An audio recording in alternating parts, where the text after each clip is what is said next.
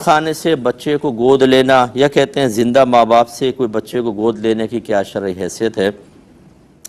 देखें, मेरा मशवरा ये होगा कि ऐसी जगह से आप बच्चे को लें कि जिसके वालिदैन का, यानी वो यतीम अगर बच्चा है तो वालिदैन का पूरा रिकॉर्ड महफूज हो।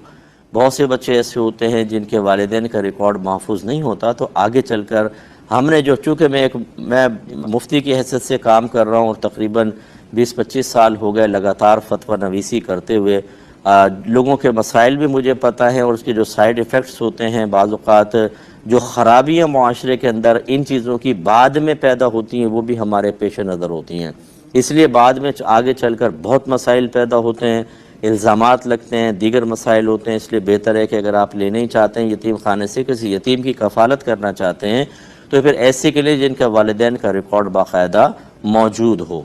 और ज़िंदा माँ बाप का बच्चा लेना, मैं अगरचे इसमें जवाज़ का हुक्म दिया जाता है, लेकिन मैं इसको आजकल के दौर के एतबार से बिल्कुल मना करता हूँ। वजह इसकी ये है कि कितने बच्चे ऐसे हैं कि बहन को दे दिया, भाई को दे दिया, इसके बाद जो वालिदैन पर उसकी तरबियत की ज़िम्मेदारी थी वो गई, इसके बाद जो प्यार मोहब्बत वालिदैन का एक हिस्से का था वो गया। बाज़ औक़ात उसको वरासत से महरूम कर देते हैं। सगे भाई बहन कहते हैं भी तुम तो उधर चले गए थे, अब तुम्हारा कोई हिस्सा नहीं। इसमें झगड़ा फड्डा। फिर उन लोगों की तरफ से बाज़ औक़ात ऐसा होता है कि क़त्अ रहमी के मामलात हो जाते हैं। जैसे एक बहन ने कहा कि मेरे शौहर ने ज़बरदस्ती मेरा बेटा अपनी बहन को दे दिया, उसके बच्चा नहीं हो रहा था। अब जब वो मिलने आते हैं मेरे बच्चे को लेकर नहीं आते हैं, अकेले मिलने आ जाते हैं, ताकि कहीं ऐसा ना हो कि ये माँ की शफ़क़त जाग जाए और ये अपने बच्चे को वापस ले ले। आप देखें कितना बड़ा जुल्म अज़ीम है, ये हराम और गुनाह कबीरा है कि क़त्अ रहमी हराम है। लोग ये तो देख लेते हैं कि जी लेना तो शरअन जायज़ है ना, आपको बाकी शरई उसूल पता है, दीन की ABC हमने सीखी नहीं होती, आगे चल के जो ख़राबियाँ पैदा होती हैं उसमें हम ना शरई रहनुमाई लेने के लिए तैयार होते हैं, पहले ले लेते हैं। लेना जायज़ है कि नहीं? जायज़ है।